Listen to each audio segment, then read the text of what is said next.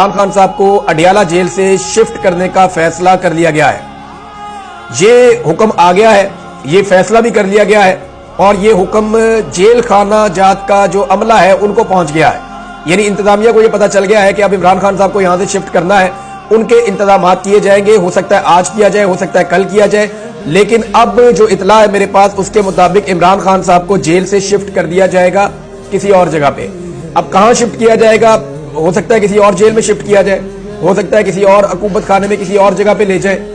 और यह भी मुमकिन है कि इमरान खान साहब को मिलिट्री कस्टडी में ले जाए या किसी और जगह शिफ्ट किया जाए। जो भी किया जाएगा इमरान खान साहब के साथ,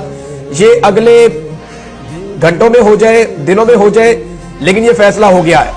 और इसका बाकायदा जो एक हुक्मनामा होता है वो भी गालिबन जारी हो गया है। और मेरी इत्तला के मुताबिक वहां पे तैयारियां की जा रही हैं कि इमरान खान साहब को अगर जेल से शिफ्ट करना है तो किस वक्त शिफ्ट करना है, किस तरीके से शिफ्ट करना है और इसका क्या मैकेनिज्म होगा, किस तरीके से लेकर जाएंगे, इसके ऊपर सारी प्लानिंग की जा रही है।